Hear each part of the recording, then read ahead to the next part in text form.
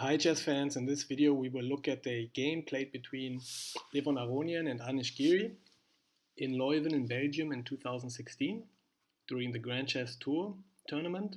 It's a rapid game and Aronian plays white.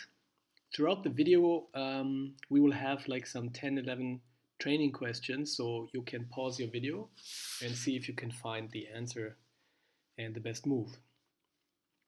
Okay, let's get into it. Aronian played knight f3, knight f6, both very flexible moves.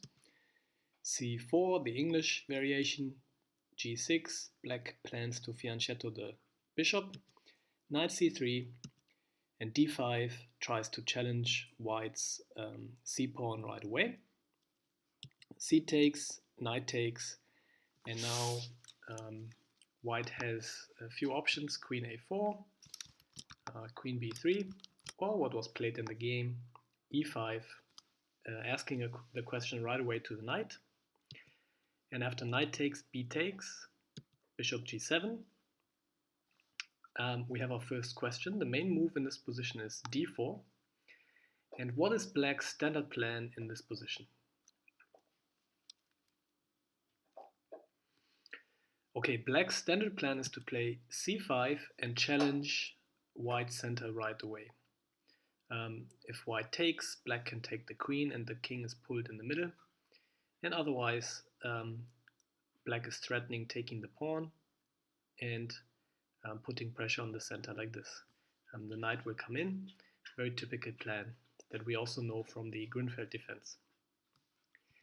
So in this position, Levon Aronian played bishop to a3, and this move is aimed at preventing black from following his main plan and playing c5. Very interesting. Okay, Castle, d4. White establishes a strong control of the center, and black already has to find out how to solve that problem. But so far everything is okay. b6, bishop c4, both sides aim to develop, and now knight c6. Now this knight move is interesting. Second training question for this video: what is the purpose behind this move?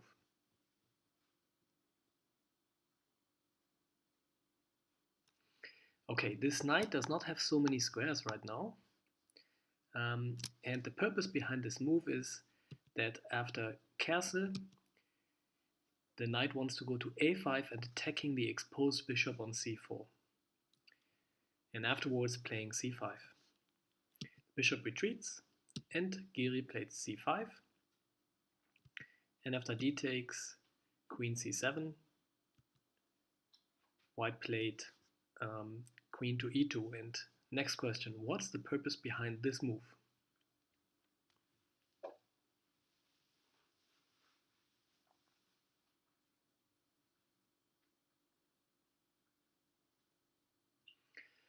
Okay, the purpose behind this move is, well, to make space for the rook maybe, but the main purpose is that after b takes c, white wants to move the queen to e3 to attack this pawn. And now this pawn is actually a big weakness, and that is the idea behind white's plan since bishop a3. So let's have a look. What if black now plays c4? Why would white be happy if black played this move?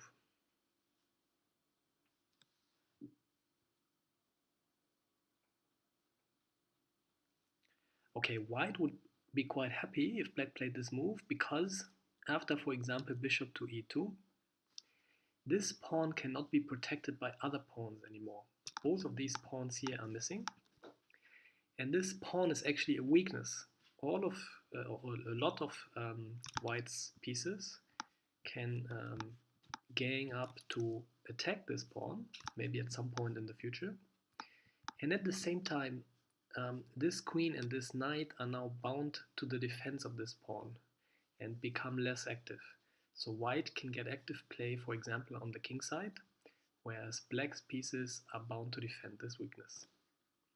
And that's also why Giri in this position did not play c4, but bishop g4. The game simply continues, and black has this weakness and also does not move the pawn forward. And white also does not himself move this pawn forward, but he's happy to leave the situation as this and develop his pieces. Rook fc1, rook fd8, bishop f1. White is developing the pieces. ab8, and now is the time where white decides to take out this pawn. White did not have any hurry to take out this pawn. Okay, after rook dc8, black aims to regain this pawn down here. White played queen to e7, queen takes e7, and after queen takes, bishop takes, black has won back one pawn, is attacking the rook now, but white now is a pawn up. The cost for getting this pawn is that now black's pieces actually are quite active and can get active quickly, whereas white's pieces are a little bit passive and uncoordinated. So that is the cost for winning the pawn. And so black's plan will be to play as active as possible and use the activity of his pieces, and white's plan is to consolidate, maybe exchange some pieces and put all his pieces on better squares. Okay, now the rook is attacked and Aronian played rook ab1. And now the rooks are facing each other. Best move for black is to take, and white retakes. And now, well, difficult to say what is a good move. Maybe this bishop here is not so dangerous right now. Not sure if the rook could not have some more active plan. Well, but Giri chooses to attack the bishop here. Well, if the bishop moves, black attacks this pawn. But white can play bishop b4, attacking both the knight and the bishop. So bishop takes and rook takes, and now this rook is protecting this pawn. Okay, knight c6, attacking the rook. Rook stays on this file, or on this row to protect the pawn. Attacks the knight. Bishop drops back to protect the knight, and you can already see a little bit after h4, h6, white has already kind of exchanged some pieces and, you know, activated his rook, and those pieces are not so active yet, but black played maybe a little bit passively, or just the position didn't allow black to find so many active plans. Okay, next training question. Going forward now, black just played h6. Where are the best positions for white pieces?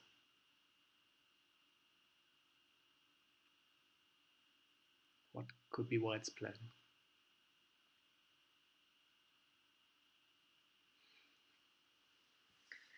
Okay, let's have a look at the next few moves, because white is now going to regroup his pieces to what I think is the best squares. Knight d2 with the plan of closing this file for the rook. The rook went to b8, trying to penetrate in here, and the knight blocks off this axis.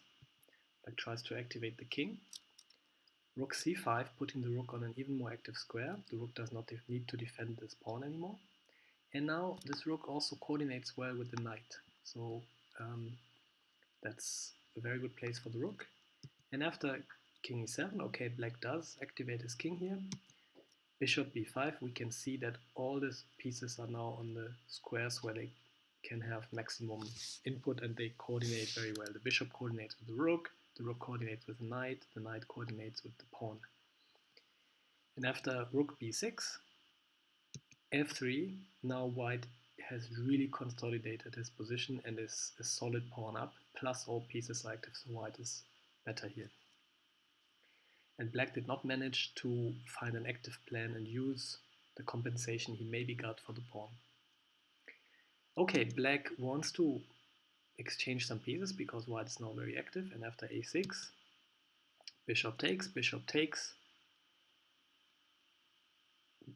Let's pause the video here for a moment and think about this position. White has an extra pawn, and how do we transform an extra pawn into a winning game? Well, we want to create a passed pawn. Now in this position here, therefore, how can white create a pass pawn?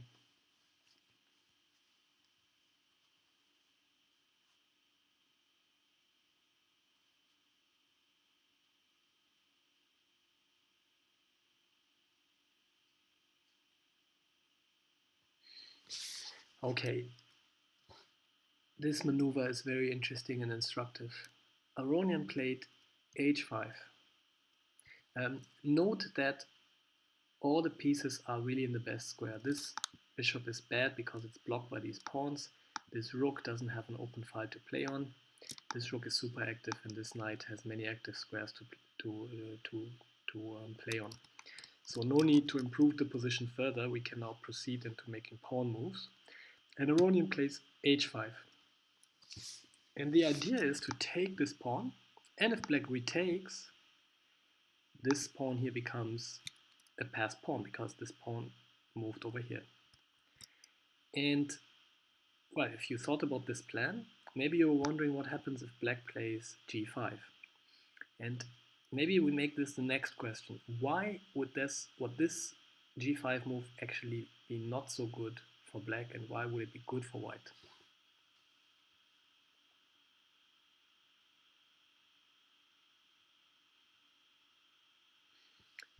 Okay, this move would not be so good for black because white has the tactical resource of knight to d4 attacking both the bishop, which is now attacked by the rook and the knight, and attacking and threatening this fork here to attack the king and the pawn and win this pawn. Okay, black, well, I think has to react to both threats. The only move to do this is bishop to d7, but now the knight still jumps in, and if black doesn't want to lose this pawn,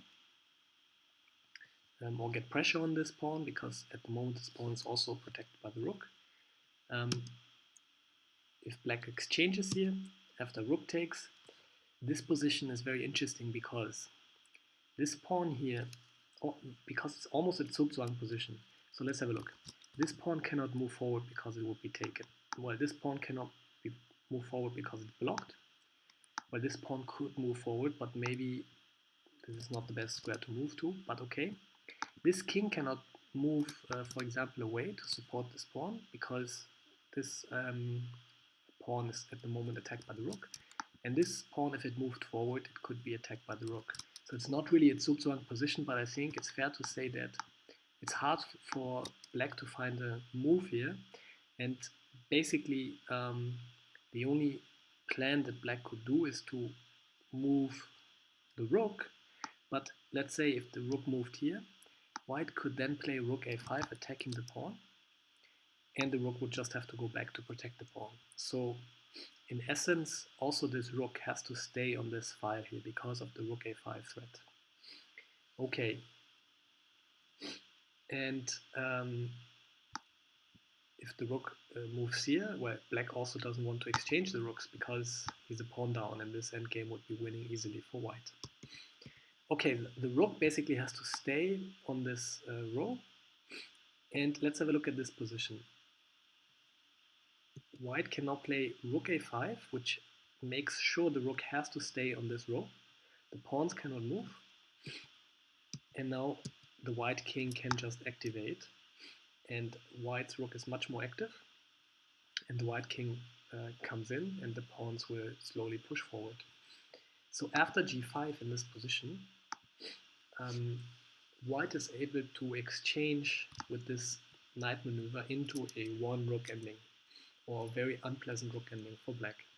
And that's why when Aronian played the move h5 here, that was a very good plan, because in the next move Giri played bishop d7 because he didn't want to go into this ending, and you can already see this move is against the knight maneuver. But now Aronian could play pawn takes, and now Aronian managed to get a passed pawn here. Very interesting. Okay, the game continued, king h2. And next question, what is black's plan? Why did he play bishop to d7 in the last move? What was the plan behind this move?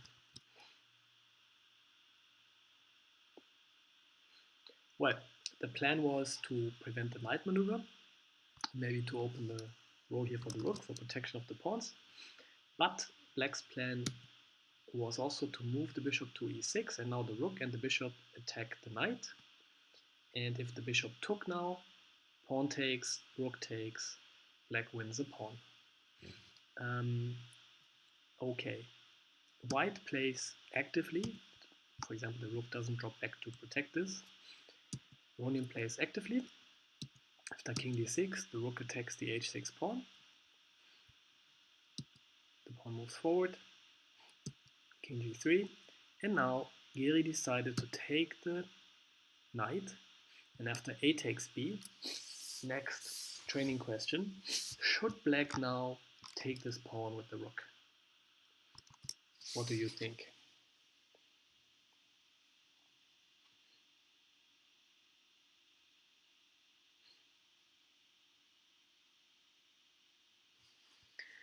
Okay, let's have a look what happens if black takes with the rook. Now it's 3 pawns against 3 pawns. Black has this passed pawn here, this remote passed pawn. But what's the problem? The problem is white has to move rook to h6, and this pawn cannot move because it's pinned against the king. So after king c5, white wins a rook, and now actually both sides have a passed pawn which can run, and they will queen at about the same time, and the rooks cannot do so much about it. And if this rook sacrifices itself for this pawn and this rook for this pawn, then white ends up with 2 pawns against 1 pawn, and the king is also closer. So that's the problem with taking the pawn, because of this dynamics in this ending. The best chance for black maybe is to play a5, push the pawn, and the rook is getting ready to get behind this pawn to sacrifice itself against it. And in this position here, maybe the best plan for black is to maneuver the rook to a4, so that if this pawn race ends, at least both sides have a queen. And maybe black has a little bit more chances in this ending. Rather than just having 2 pawns against 1 pawn, it's 2 pawns and 1 pawn against queen and queen. But it's very difficult because the white king is close to this pawn, and if the queens ever get exchanged, white will win this game very easily, and it's going to be very hard for black to play this ending, and probably it is won. It's a forced win for white as well. Okay, so that's why in the game Giri decided not to take the pawn with the rook, but to approach the pawn with the king and leave the rook right here to protect both of these pawns. White cannot do so much to defend this pawn, so maybe this is a much better plan.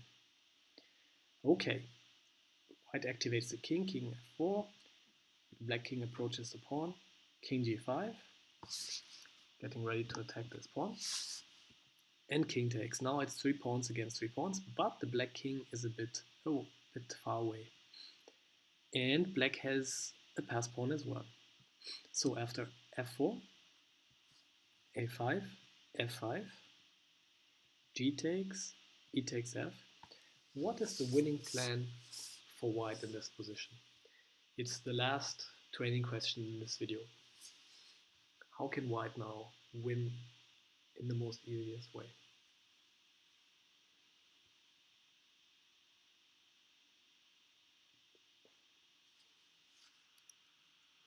Okay, the easiest way for white to win is to recognize that black has this passed pawn and white has this passed pawn. And white to move after a4 should now play rook a7. Just saying, okay, I know you have your passed pawn, and I'm going to put my rook here, and if the pawn promotes in the end, I'm going to take it and I'm going to sacrifice my rook. And you know what? I have a passed pawn here as well, and as I push it, you will be able to stop it with your rook and sacrifice your rook for my pawn. But you know what? I will end up being in this one pawn against one pawn ending, I will end up with my king closer to the pawn and I will win. Okay, and that's exactly also what Aronian played. And no matter what black does here, you can see if you follow this plan that we have set with white, there's not really much that black can do.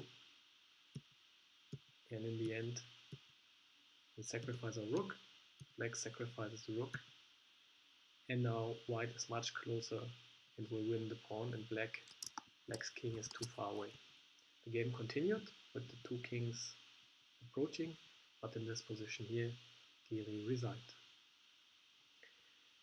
Okay guys, thanks a lot for watching. If you like this video, subscribe to my channel and see you again next time. Thank you.